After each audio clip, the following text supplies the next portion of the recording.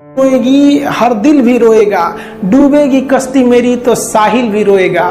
इतना प्यार बांटूंगा इस दुनिया में ऐ मेरे दोस्त कि मेरे मरने के बाद मेरे आशिक तो क्या मेरा कातिल भी रोएगा।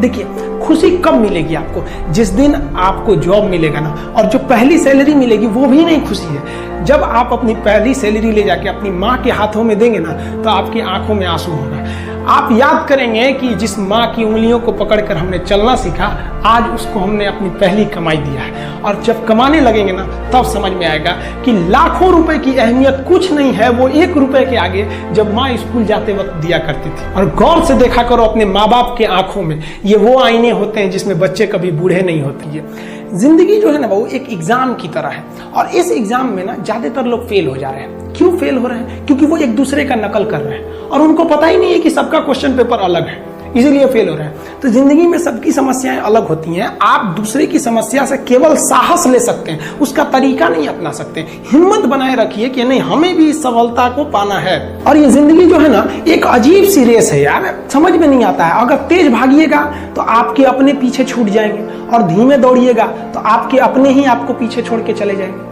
इसलिए जिंदगी की रफ्तार इतनी बनाए रखो यार कि भले दुश्मन आगे निकल जाए, लेकिन एक दोस्त पीछे नहीं छूटना चाहिए। अपने जिंदगी में हौसला बना के रखिए। पतंग को पता होता है कि उसका अंत एक कचड़े में जाकर होगा, लेकिन उससे पहले उसे आसमान छूकर दिखाना होता है। देखिए, सफलता और असफलता में थोड़ा सा का अंतर है। सफलता आपका परिचय दुनिया के सामने कराएगी, और असफलता दुनिया का परिचय आपसे करा देगी। इसलिए सफल जरूर हुई।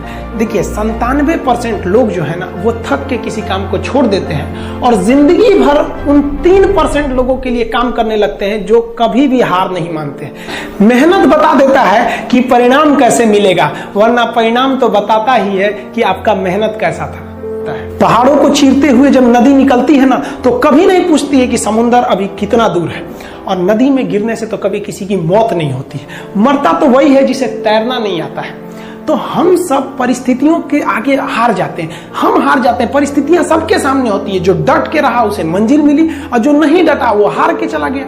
जब हमारे पास परिस्थितियां आती हैं, हम घिर जाते हैं चारों ओर से, तो हम परिस्थितियों को दोष देने लगते हैं, न कि उस परिस्थितियों से निकलते हैं। कोई मस्जिद जाता है, कोई मंदिर जाता है, कभी सोचा है भगवान को कितना बुरा लगता होगा? सोचते होंगे कि बंदा केवल हमसे मांगने ही आता है। यार, कभी मिलने भी आया करो। हमको तो लगता है किसी दिन भगवान निकल के बोलेंगे कि यार, केवल तुम लोग हमसे मांगने ही आते हो, कभी मिलने भी आया करो। तो भगवान से या अल्लाह से सबसे एक दुआ मांगिए कि आप हमको मुसीबत देना है, आप दीजिए। आप जिस तरह से हमें खुशी देते हैं, उसी तरह से हम आपके दिए गए दुखों को भी अपनाएंगे। लेकिन हाँ, उस दुख से लड़ने की हिम्मत भी जरूर दीजिएगा। और सबको अपने अपने कर्मों का पता होता है। यूं ही गंगा किनारे इतनी भीड़ नहीं लगी रहती।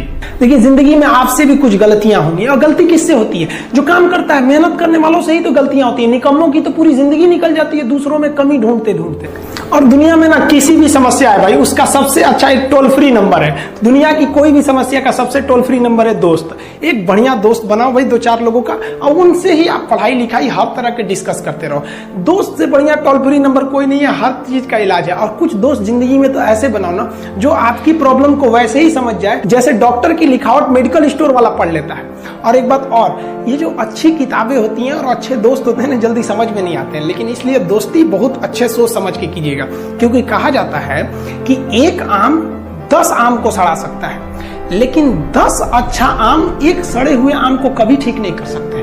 इसलिए अगर आपको कोई आपके सर्किल में, कोई आपके करियर में कोई बाधा आता है, तो तुरंत बाहर कीजिए, उनसे कोई इग्नोर मत कीजिए।